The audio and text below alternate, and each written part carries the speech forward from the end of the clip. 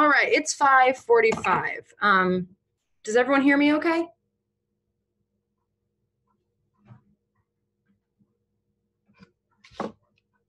Yeah, okay, cool. All right, so there is a chat over on the right-hand side. You can put your questions in the chat, or if you want, you can raise your hand. What happened to the little hand raise thing? Can you raise, is there a little thing at the bottom to raise your hand? There used to be. I'm still getting the hang of this new Zoom. So far, I only see Hope talking to me.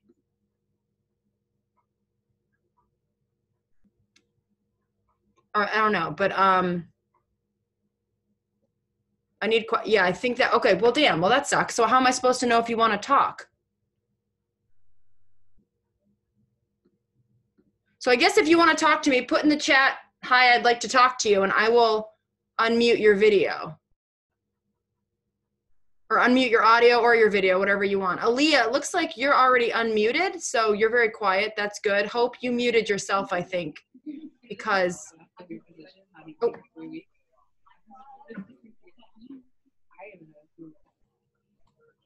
I don't hear. I'm just gonna, Hope, do you hear me? I don't think these headphones are working. Hope. I hear somebody's audio. Is it mine? Yeah. Hi. You got hi. Hi.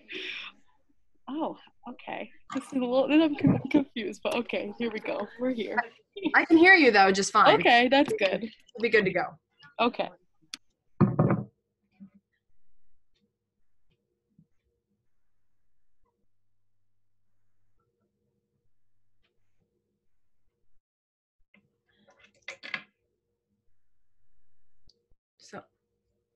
Okay, so somebody's got to ask me some questions. You can type them in the chat or you can say words out of your mouth.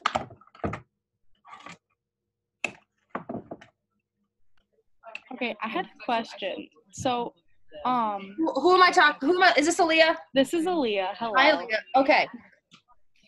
All right. So, when I was taking the practice quiz, I was a little bit confused about like the difference between the two like middle levels of like explanatory and effective exchange. Like I get stable versus orientation, but like those two middle ones, like how do you distinguish between the two kind of?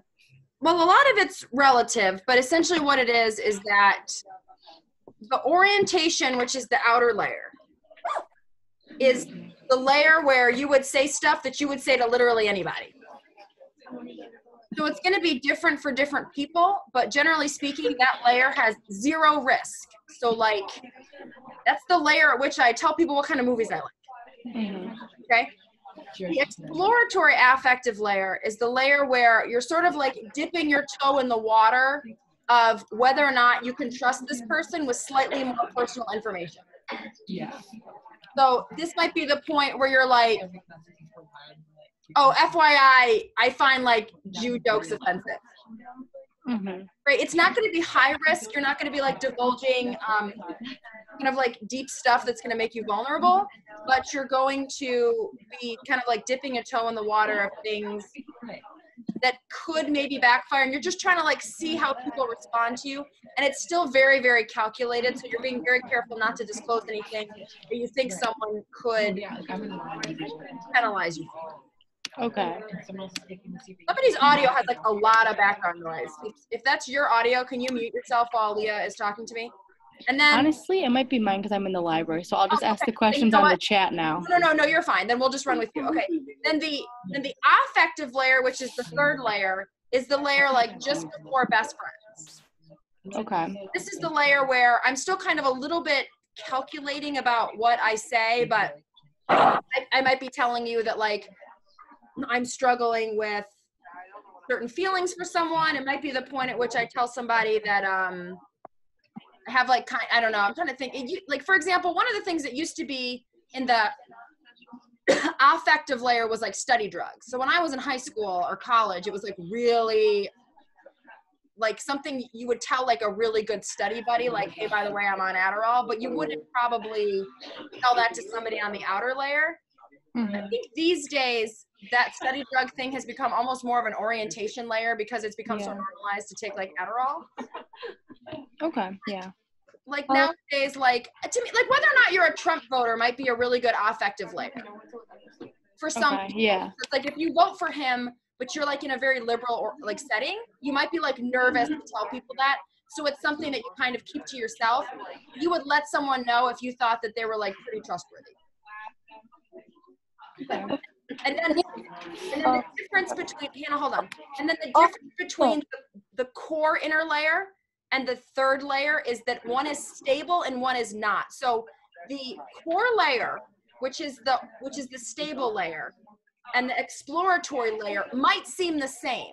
The way you know the difference between the two of them is that the core layer is like spontaneous disclosure, and the second to most inner layer is still sort of calculating. So for example, on the quiz, if it says like, oh, you know me, I would never vote for Trump, that's like a sign that it's the stable layer. Or I don't know, let me think of something that's a little bit more like, well, because on the practice quiz, the correct answer for stable is like my parents are muggles. They don't know nothing about death because I'm not stupid enough to tell them. Yeah. Whereas like the affective one was like my dad left when I was a kid. I've got no proof he was a wizard.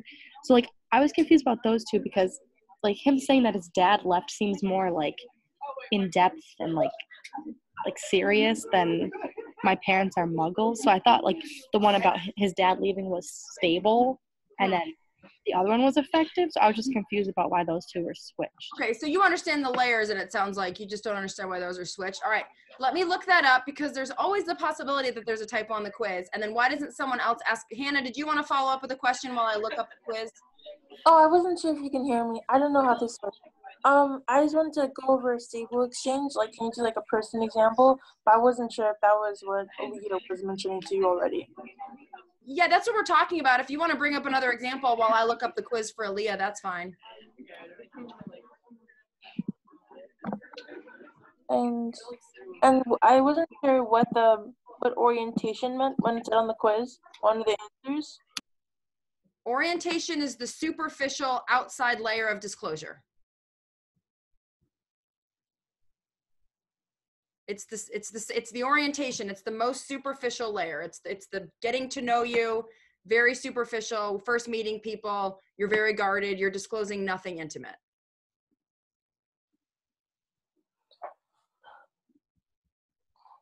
So, so would that be like my parents are muggles? Because that's like I feel like that wouldn't be important to tell them because I'm not stupid enough to tell them. Remember, it's all relative. So you're looking for the most superficial of the statements. So I'm going to pull up the practice quiz and we're going to go through these 4 questions. It's possible that the practice quiz had a typo and I just didn't know it and I put the wrong answer, but first let me look through them and make sure I'm right. Okay. So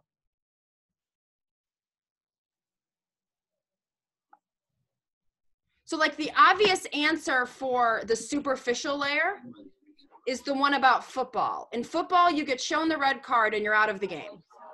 That's the most obvious one for orientation because it's literally the least amount of risk. Yeah, okay. Okay, so everybody's got why the football one that's just about like a bullshit ass hobby and there's zero self-disclosure. That's like just the orientation layer. Mm-hmm. Okay, so essentially the only thing you're doing at this point is letting people know you like football. So yeah, of course, that might turn people off, but you're risking very little at that moment. Then Professor Lupin was the best instructor I ever had is the exploratory affective exchange because you're not really risking a lot, but there's at least a sense of like your investment or what attracts you. And I always explain to people like in our department in communication, when people tell each other which professors they like and don't like, they create and break friend bonds based on that disclosure, right? Because if you're like, oh my gosh, I love Lee, and someone else is like, what, are you serious? There is the potential there for some risk taking because what if you say something that someone else doesn't like? Mm-hmm. So that's the exploratory affective exchange. You are correct. My parents are muggles, mate. They don't know nothing about death at Hogwarts because I'm not stupid to tell them. The reason that's Yeah, this is not a great question. The question on this week's quiz is a lot better because the reason that the first one was stable exchange because it's confrontational. So the stable layer where you're like, I'm not stupid and no, I don't plan on telling anyone of this stuff.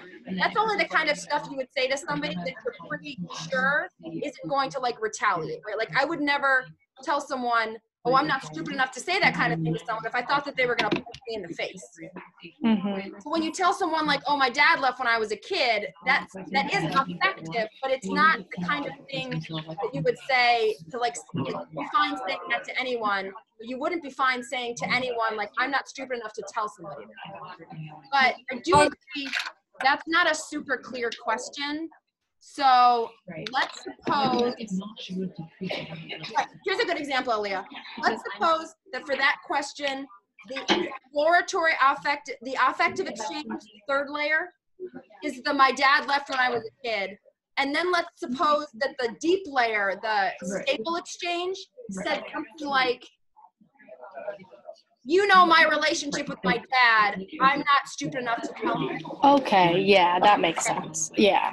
I will say, yeah, that's not a super good question. I think I've clarified it since this quiz. So yeah, for the stable exchange, the one that's right in the middle, the key is that the person kind of knows you and you're no longer calculating what you disclose. You're kind of spouting off. Okay, gotcha. The affective exchange layer, you are disclosing deep secrets like my dad left or whatever, which is a secret for some people, but not a secret for others. But there's still this sense that you're not like presuming that people know who you are. Okay, that makes sense. Yeah. No, it does. If you remember that the stable exchange is the layer at which people really know you already and everything you're disclosing is spontaneous, you'll do fine tomorrow. Okay. All right. Sounds good. Thank you. Yeah, thank you. I'm sorry that practice question is not great. I will rewrite that. Okay. Edit the quiz. Okay, what's next? I still don't understand what you just said. So the stable exchange core layer is the layer at which you disclose spontaneously because the people in that layer you're super comfortable with and you don't think that there's any risk. If you just, I had the worst day, you go on and you talk about it. You're sad about something, you go on and you talk about it. Like there's no barrier to what you're willing to talk about at that layer. It's the layer at which you're presuming that people know you well enough that you can say whatever you want and they're not going to leave you. That's why we call it the stable exchange, because you're not calculating anymore. You're disclosing at a relatively stable level. So that's why you saying my parents and my girls like so you won't like offend anyone. Well, the original reason that was a stable exchange was because it's only at the stable level where you would say something like, I'm not stupid enough to tell them to another person. Like you're only going to say that to someone that you're pretty sure isn't going to damage you. Like if someone says to me, oh, why don't you tell the professor that you didn't like this quiz? And they're not in my stable layer, I'm not going to look at them and be like, well, I'm not stupid enough to do that. I would only say I'm not stupid enough to do something like that to a person in my stable layer. I see. I wouldn't do that to someone on the outer sides of my layer because I wouldn't be willing to be that confrontational. Okay, but I am going to edit this quiz question to be a little bit better. So it's more like tomorrow's quiz. Okay, what else? What else? Okay, implementation, effective change, exploratory. Okay, can you go over what effective is?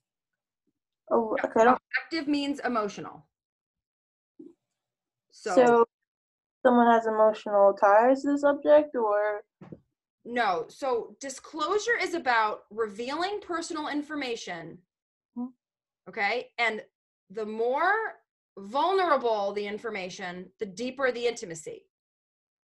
The less vulnerable, the more shallow the intimacy. So as you go through the layers, you create deeper and deeper intimacy by disclosing things to people that make them more and more vulnerable. Right. So the exploratory affective layer is like the layer at which you start risk-taking.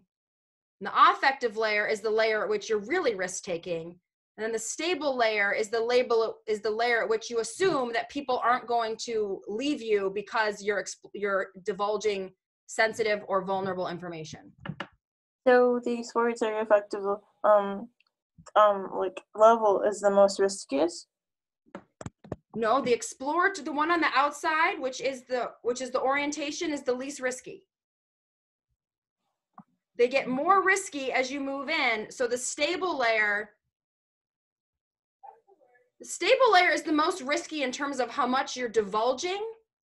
Because the stable layer is where you tend to really just like let it all loose. So there's always the risk of alienating people, but you've kind of established at that point that people are likely to like be cool with your secrets because you've moved through the other layers with them. So think about like, if you were going to, okay, here's a good way to think about it. If you were going to print this piece of information in the newspaper, okay, the orientation, which is the outside layer, this is stuff you'd put in the newspaper. Like, I like football, right? Newspaper, who cares? Yeah. The exploratory affect layer is like maybe the point where you'd think twice about putting it in the newspaper, but you're probably like, okay, but you might not put it in like the national news. You might only put it in certain newspapers. Because you don't know how the outcome is going to be? Right. You're like pretty sure it's going to be okay, but you're not like super sure. So like for me, swearing is like the exploratory affective layer. Like I swear around the exploratory affect layer because I think it's going to be fine, but you know, there's always the possibility it won't be. Then the affective layer is the third layer. That's the third most deepest layer.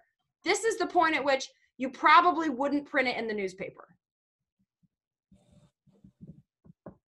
Like this is usually where people talk about like fear of failure or certain like historical past. Again, it depends on everybody because, you know, like some people who have been sexually assaulted, they put it on Twitter and Me Too, and that's the orientation layer for them. Like it's really hard to say, but for each individual person, the exploratory layer is the point at which you probably would disclose this stuff to people you've known for a while or who seem really, really chill, but you wouldn't put everything in that layer.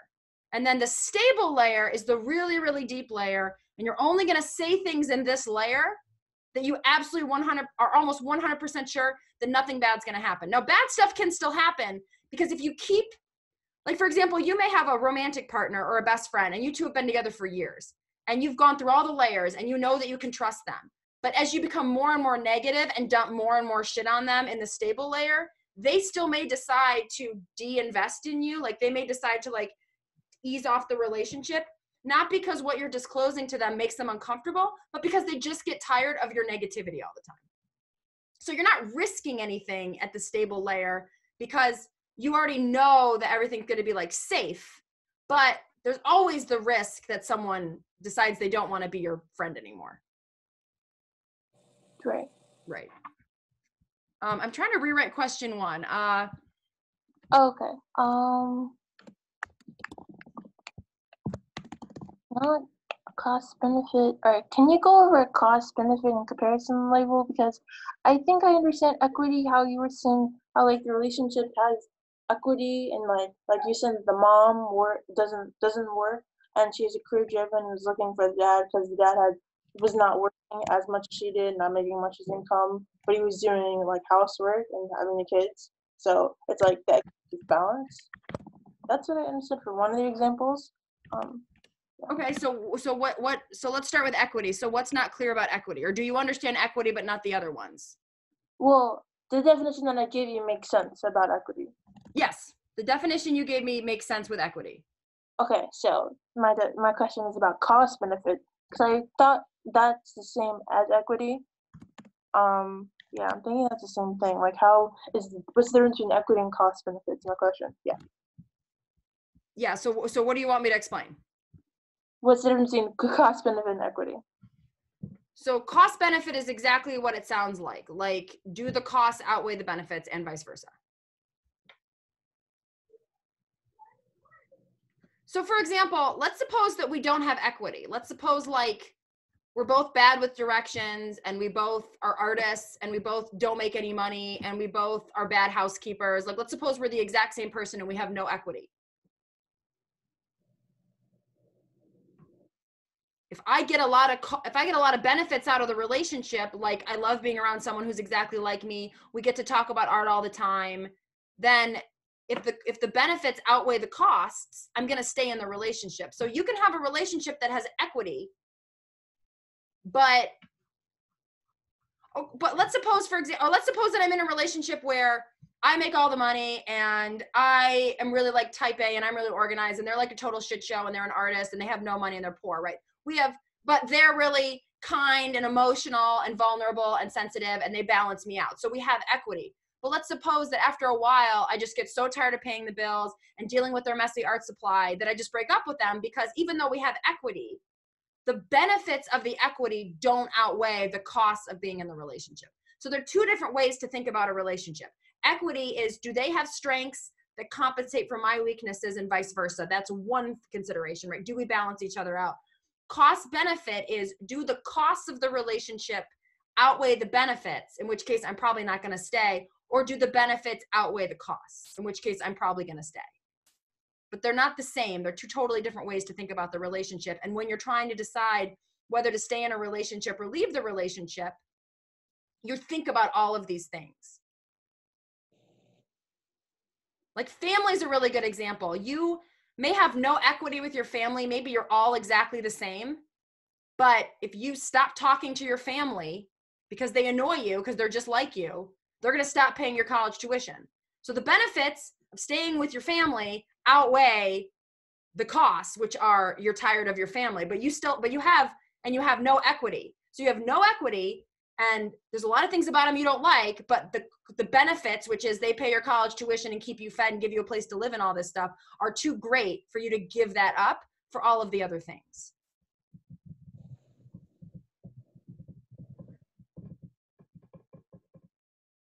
Aaliyah, are you still there? I'm still here. I'm just muting myself because I'm in the library, so it's loud. That's fine. Will you go back to that practice quiz and tell me now if those 4 questions about Hogwarts make sense? Yes. Okay, thanks. I can. All right. If they do, then I've solved the problem. Oh, okay. This was also crazy. Wait, it still says, unless I'm doing it wrong. Hold on, let me go back to maybe like the home page. Okay. Yeah, just refresh it real quick, because it might need a refresh. Okay. Well, let me All right, see Hannah, here. thank you. Okay, so when you gave the video of what was she talking about bonding Aaliyah, scribe? can you mute yourself real quick? Yeah, sorry. No, don't be sorry. Okay, Hannah, say again. Okay, so with the video with Leah, was she talking about integrating, differentiating, bonding, scribing, or is that you? Because if that was you, I didn't like understand the difference between those. Because What will you tell me the content again? The content? Yeah, you said in Leah Sherman's video I didn't hear anything after in Leah Sherman's video. Okay, in Leah Sherman's video, she was discussing the one-upping and like the difference. So yeah, that stuff's all the conflict stuff that's not in this quiz. It's not on the quiz. So you were talking about this. This is only module 5. Okay. So Leah's video is the stuff you need for the paper.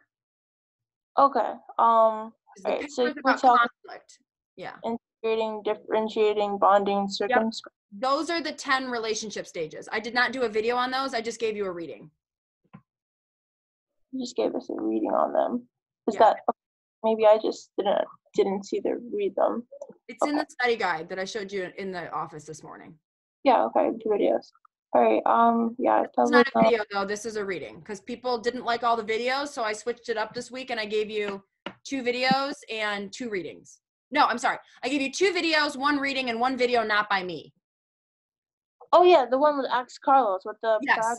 I gave you 2 videos by me, Ask Carlos, and then 1 reading. So it says modules. Hold on, study guide. Hope, we've only got about 7 more minutes for the webinar. Do you want to hop in with a question, or do you want to type it over here in the chat if you don't want to? Oh, sorry, Hope did type something. Sorry.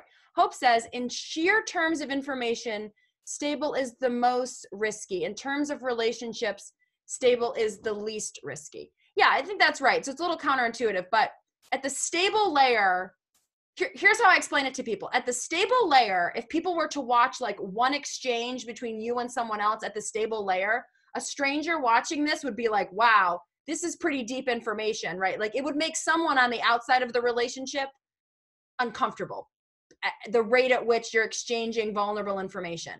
The problem with this, so it's a different kind of risk. At the stable exchange, there's no risk that someone is going to hear something about you that they dislike so much that they leave.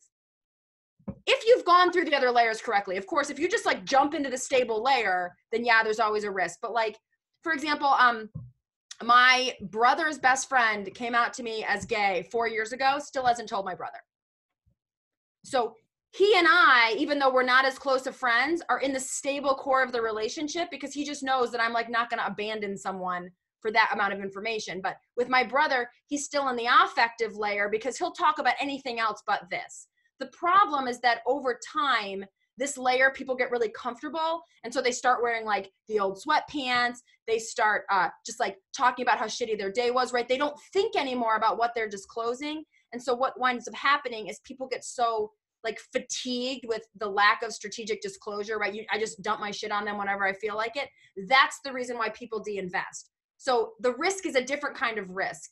When you're first moving into the layers, the risk is emotional vulnerability. But eventually that risk stops being there in the stable layer. And the kind of risk you now have to deal with is more like emotion fatigue for your partner. So Hope, go ahead and let me know if that doesn't make sense to you. But again, in terms of the quiz, just remember that the stable layer is the one where it's spontaneous and you'd only disclose to people that you have a really firm foundation with. So you want to look for keywords like, you know me, or we've talked about this before. I mean, it's that kind of stuff where it feels very spontaneous.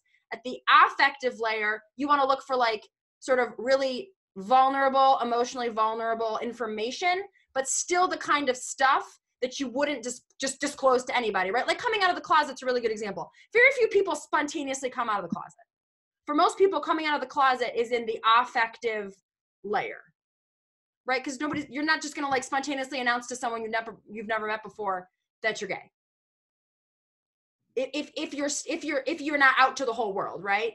But you might tell someone that you've known for 15 years, oh my God, another thing happened today where someone was mean to me because I was gay, right? That would be like the stable layer because you'll just say it whenever to that specific person because you have the relationship now.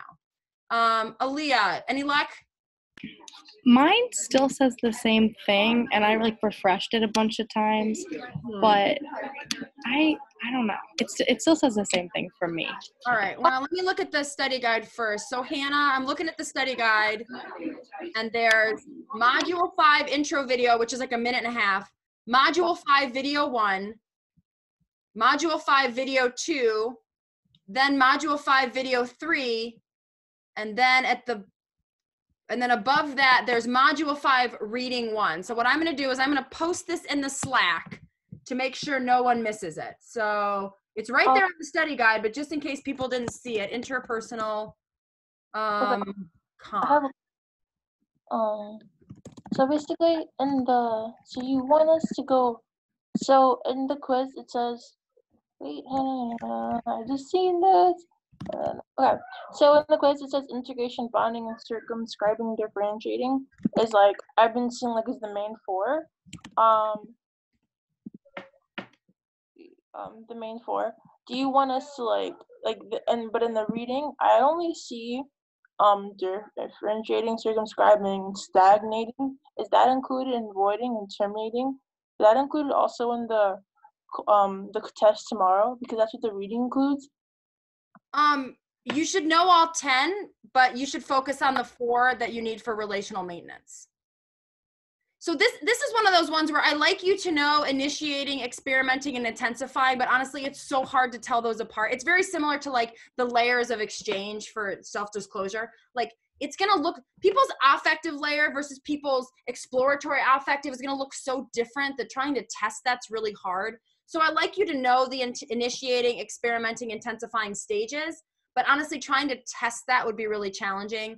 So I would focus on integrating and bonding because those are a lot easier to tell apart.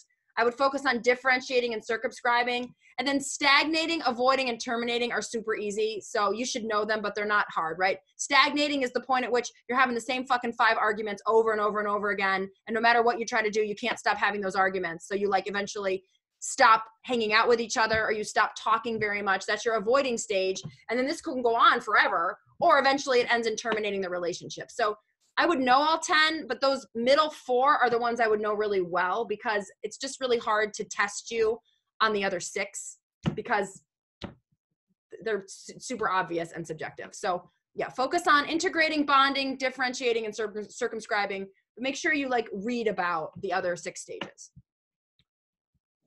And just read about initiating, intensifying, and stagnating. No, read about the 4 that are in the circle. Integrating, bonding, differentiating, and circumscribing are the 4 in the middle. They're the ones so if there's 3 circles, they're the ones that are at the top of the pyramid, right? Integrating, bonding, differentiating, and circumscribing. Those are the ones I want you to know really well. And then for the other 6, right, at the bottom of the ladder, the 3 coming up and the 3 coming down, just read about them. Okay. Have a basic understanding, but if you're going to go in depth on the 4 that are at the top of the pyramid. All right, well, thank you so much. I gotta go, but thank you so much for all your help. You're welcome. Go check back to that quiz in a minute and see if I fixed it. I'm gonna keep trying till I fix it. Okay. All right. Thank you. Thank you. Bye. Hope. Yes, hope it is about relationship security. It's different kinds of insecurity. There's different kinds of insecurity on the outside than there are on the inside. All right, the quiz. Let me see why this didn't work. Yeah, I'm seeing it. Question 2, Dean Thomas is a minor character. I don't know why it's not showing for Aaliyah, but all right, I fixed it. So I fixed the quiz so that the example of the affective layer and the stable layer are better, but I don't know why it's not showing up. So I'm going to give it a minute and see if it shows up. And that's it. Now, you got any last questions before I wrap up the webinar? Wait, hold on. I'm just trying to find the circle. Okay, look in this, it's in the reading, and it's also in the study guide.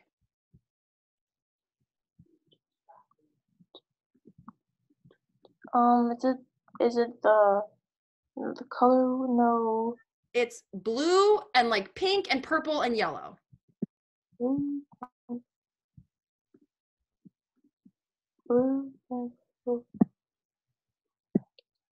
This is it. Blue. No. All right, instead of looking, are you looking on the study guide, Hannah, or are you looking in the reading? I'm looking at the study guide. Like, I see the videos of you and the 10 stages. I see the color wheel of love. Okay, so I think it's higher than that. I think it's above the color wheel of love. Oh, is it superficial, intimate, and personal core? Hold on. Okay. Nope, that's the self-disclosure theory. Okay, so see the big one that says stages of social penetration, orientation, exploratory, affective, stable? Yes. Then below that, there's Module 5, Video 2, social exchange theory. Mm-hmm. Then below that, there's Module 5, Reading 1, Knapp and Vangelisi's 10 stages of relational development. Yes. And then right below that is the image with the circles. Oh. 10 stages, exemplary statements, communication for each stage, stages of relational maintenance, intensifying versus integrating versus bonding. And then the video by Carlos. That's the image. And you see how the 4 stages at the top, integrating, bonding, differentiating, and circumscribing, those are the 4 stages I want you to focus on, but I want you to know all 10 stages. Okay. All right. Thank you. Got it? All right. Thanks so much, Hannah. I will see you tomorrow. Okay. Bye.